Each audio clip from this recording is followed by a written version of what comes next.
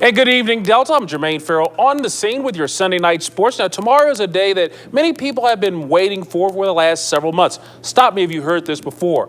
Are you ready for some football? Yeah, SQ and Johnson were both traveling southbound on I-44 right in front of the Radisson Hotel.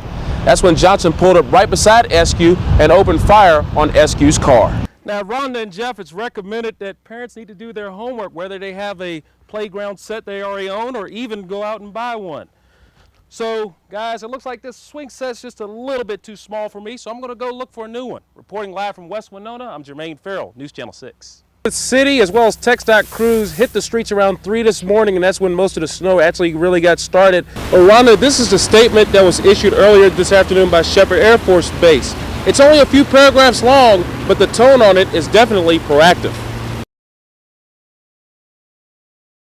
All right. There it is. I think he's going to come back. I mean, it's a given. He's going to play. He's going to play for the purple and gold of the Minnesota Vikings. I was going to ask you, what's your prediction in regards to that? I know that the Vikings, they were checking out his rotator cuff, if I'm correct. Right, yeah. Just a couple of weeks ago. Yeah, the ESPN is reporting that the Minnesota Vikings have actually sent some coaches down there from their staff to check out, see how he's throwing. He's thrown at the high school down in Hattiesburg. So he's going to come back, and I think this is what he's wanted to do all along, stick it to the Packers. He's just doing it in a backdoor sort of way. All right then, Jermaine. Thank you so much. We'll be right back.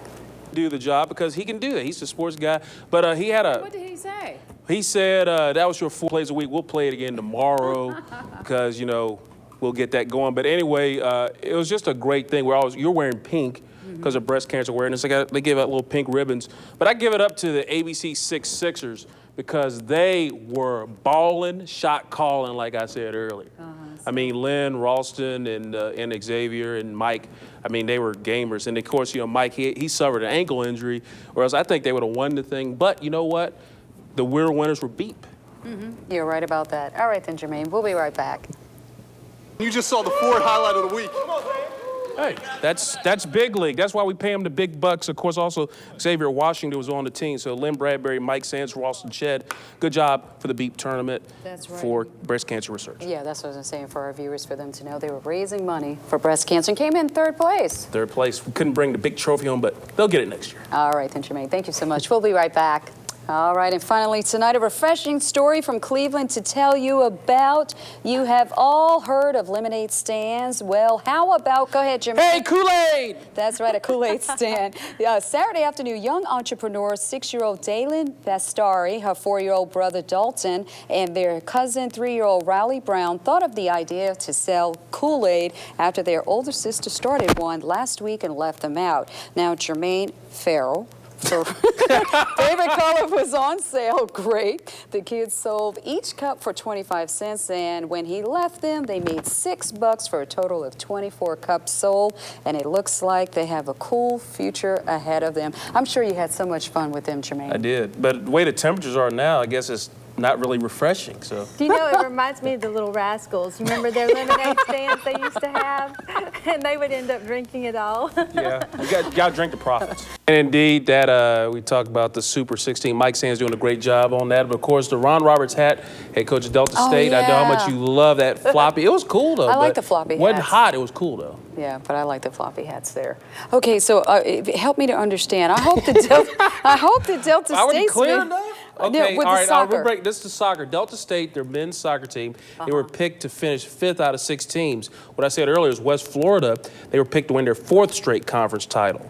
So there were 6 teams in the division, and then the women, they were picked 7th out of 8. So they were picked to finish 7th in the conference. You see, and I think that's terrible. So I don't think you were paying attention. No, to be I was honest. paying attention. I Just heard, like on the weekends. No. and just on the weekend. I was paying attention, and I heard correctly what you said, but I think it's unfair for them to sit up there and pick them that way. Hey, that's how the media picks them. But Delta State, they'll show them wrong. That's all you got to do. All right, then, Delta State. We'll be right back.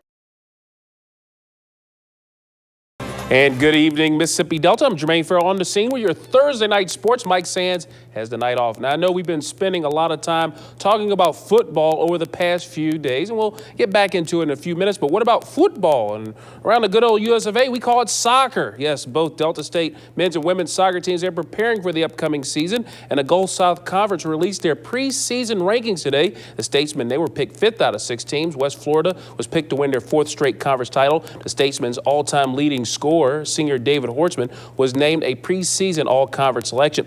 The men opened up the season at home August 28th against Florida Tech. The Lady Statesmen, they were picked 7th out of 8 teams. West Florida was picked to win the conference, and the women, they hit the road for their opener August 31st at Alcorn State. We're staying with the Delta State team, this time on the gridiron, where the Statesmen open up fall camp today. The two-time defending conference champs are favored to make it a three-peat in 2009. 17 players returned from a team that went 10-2 and made it to the Division II quarterfinals last season. Head coach Ron Roberts feels this team can take it to another level and win a national title. I think the big part is leadership. I mean, I think that's one thing that's allowed us to be successful the last 2 years. We've had tremendous senior leadership, and this group right here has got to step up and do the same things we've seen from the past about how hard we work and how they control the rest of this football team. I guess Tanya Carter would like Ron Roberts' hat. Now, we'll have more on the Statesmen this weekend on ABC 6 Sports. We'll try to get you one, Tanya. Over in Abena, the Mississippi Valley State Delta Devils have been working hard and preparing to bounce back from a 3-8 season as their fall camp opened up this week. Now, fans of the Valley, you'll have a chance to get up close and personal with the team as they will hold its annual Media and Fan Day Saturday afternoon at 2 at Rice Totten Stadium. MVSU head coach Willie Totten will address the fans and the media during the day. The Tennessee Titans will honor slain former quarterback and Mississippi native Steve McNair by wearing a number 9 decal on their helmets this season. You'll see the decal starting this weekend's Hall of Fame game against the Buffalo Bills. The decal will be 1 1/4 inch in memory of McNair, who was killed July 4th. McNair played 11 seasons with the Titans and led the team to the 2000 Super Bowl. And indeed, that we talked about the Super 16. Mike Sands doing a great job on that. But of course, the Ron Roberts hat, head coach of Delta State. Yeah. I know how much you love that floppy. It was cool though. I like the floppy Wasn't hats. hot. It was cool though. Yeah, but I like the floppy hats there. Okay, so help me to understand. I hope the Delta I State. wasn't clear enough? Okay, with all the right, soccer. break. This is the soccer. Delta State, their men's soccer team, they were picked to finish 5th out of 6 teams. What I said earlier is West Florida, they were picked to win their 4th straight conference title.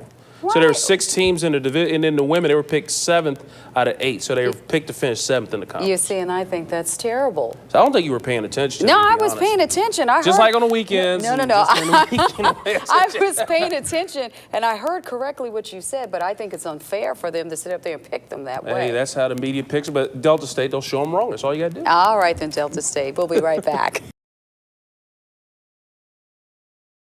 17th, Wichita Falls paramedics were called to Burke Burnett on a report of a possible drowning. The ambulance covered the distance in a quick 7 minutes. That's a long time, though, when a child isn't breathing. This was a story of a near drowning in Burke Burnett we first broadcast in May 1991.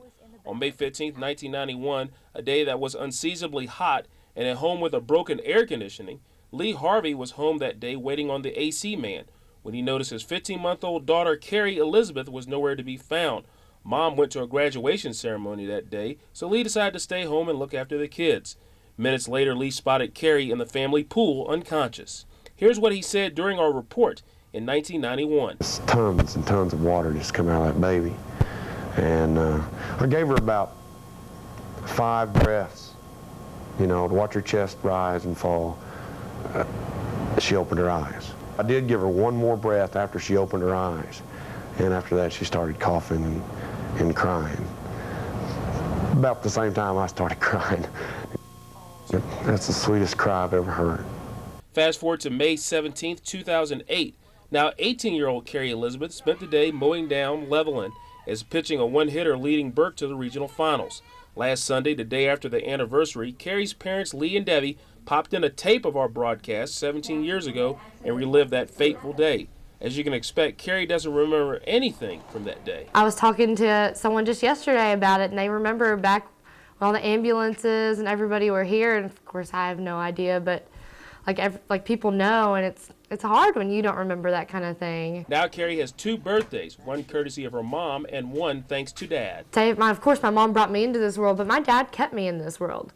And I mean, I need them both, and they're going to be people I look to for my entire life. Now it's just her working her dad for some more cash or presents, but back then it was a true celebration that every year that when May 17th came around, we were like, man, we're lucky.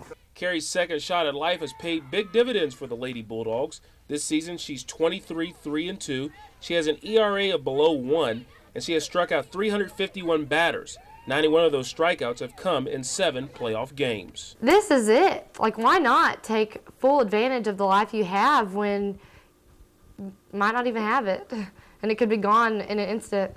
Carrie credits her family for all the love and support she's gotten, not only from her softball career, but also May 17th, 1991. I look back and I could think, I might not be here if it weren't for my father. And it's something that sometimes you can get kind of emotional about it. I mean, it's been 17 years, and that's 17 years I might not have been here. Just remembering how blessed we are and how much, you know, we could have lost her. She could have been gone. So it's a blessing. May 17th, 1991 taught a valuable lesson to the Harvey family, and it proved that it was very important to take seriously CPR courses. And it's that event that has helped Carrie Harvey put softball in its proper perspective and become not only a better athlete, but a better player, and leading the Burke-Burnett Lady Bulldogs to the state tournament coming up next weekend. And that's a look at our Eye on Sports report for this week. Jermaine Ferrell, Channel 6 Sports. This is Jermaine Ferrell, joins us live with the latest on those accidents and road conditions. Jermaine. Well, Elizabeth City as well as TxDOT crews hit the streets around 3 this morning, and that's when most of the snow actually really got started. Now, they've been sanding and salting all the roads throughout that time frame, and roads have been slick in several spots.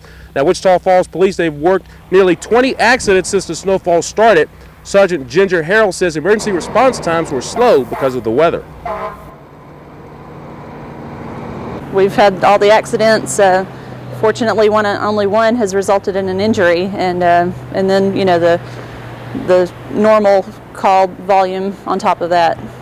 Now, Sergeant Harrell recommends, she strongly encourages, if you don't have to go out in this slosh and slush of snow, don't do it. But if you have to go out in it, she suggests you take plenty of time to get to your destination. Of course, we'll keep you up to date on all the road conditions in the area. I'm Jermaine Ferrell, reporting live outside in this wonderful white winter wonderland. Elizabeth, back to you.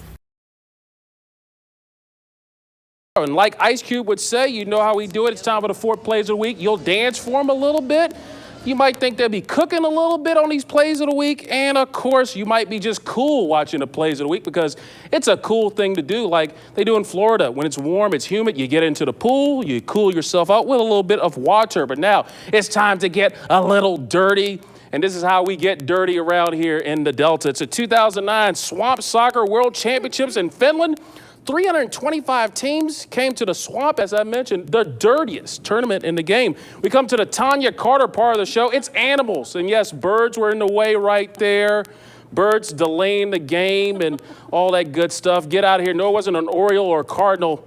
Birds all the way around. And then look at this dog painted in yellow and green for the Oakland Athletics. But he's not checking out Utah, he's checking out that sandwich. Loves food. And now I know it's 2009, but let's have a presidential race. It's Abraham Lincoln. He's going to take it around the corner. Look at him, just playing hate. Look, player hating. Yeah, I got you beat. I got you beat, Prez. And that is your Ford plays of the week. Well, you know what? I have to say, I really like the dog there, but I just wonder about the paint on his face. What kind of paint well, do they you put said on on the weekends we have to bring more pets. You love them. So we got to animals. We're bringing pets to the 4 plays a week. Well, you know what? Thank you so much. So who won? So Abraham Lincoln beat out the other presidents? Oh, yeah. Honest Abe won. Yeah. He did. He beat George Washington, and I think Bill Clinton was in there, and all the other presidents that are there. All right, then, Jermaine. We'll be right back.